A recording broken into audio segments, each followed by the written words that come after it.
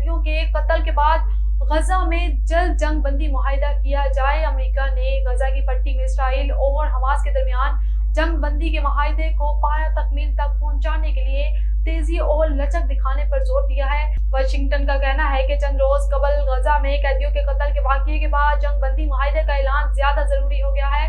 محکمہ خارجہ کے ترجمان میتھیو ملر نے صحافیوں کو بتایا ہے کہ غزہ میں اب بھی درجنوں قیدی ہیں جنہیں واپس کیا جانا چاہیے۔ معاہدے کو حتمی شکل دینے کا وقت آ گیا ہے۔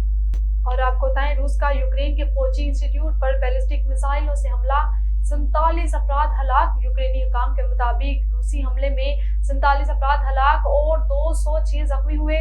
فوجی انسٹیٹیوٹ پر 2 بیلسٹک میزائل داغے گئے۔ ہلاک زخمی افراد کی تفصیل نہیں بتائی گئی، تاہم تجزیہ نگاروں کا کہنا ہے کہ ہلاک اور زخمی ہونے والوں میں یوکرینی فوجی شامل ہو سکتے ہیں۔ یوکرینی صدر زیلنسکی نے روس کے بیلسٹک میزائل حملے کی شدید مذمت کرتے ہوئے کہا کہ روس کو اس حملے کا حساب چکانا ہوگا۔ اور آپ کو بتائیں، چین میں موسم خزاں کے دوران اناج کی بہتر پیداوار کے لیے جدید ٹیکنالوجی کا استعمال، اہم زرعی پیداواری علاقوں میں فصلوں میں بیماریوں کی روک تھام، کیڑوں پر قابو پانے اور فصل کی نشوونما اور پیداوار کو بڑھانے کے لیے جدید تکنیکی وسائل کا اطلاق کیا گیا ہے۔ مزید تفصیلات بیجنگ سے شاہد افراز خان کی اس رپورٹ میں۔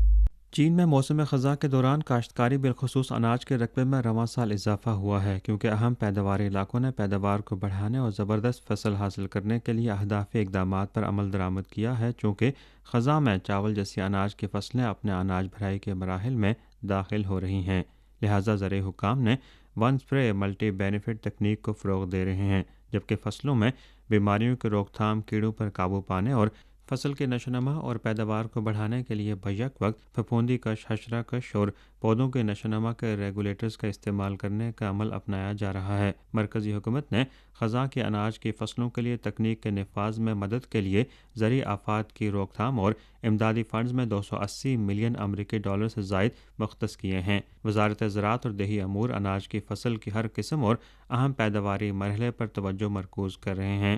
پیداوار کو مستحکم کرنے، پیداوار بڑھانے اور آفات کی روک تھام اور تخفیف کی صلاحیتوں کو بڑھانے کے لیے کلیدی اقدامات پر عمل درآمد کی رہنمائی کے لیے خصوصی ٹیکنالوجی ٹیمیں تشکیل دی گئی ہیں۔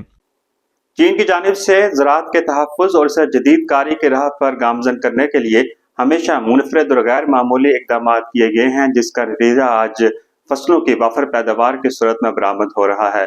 شاہد Afraz Khan, A1 T V, Beijing.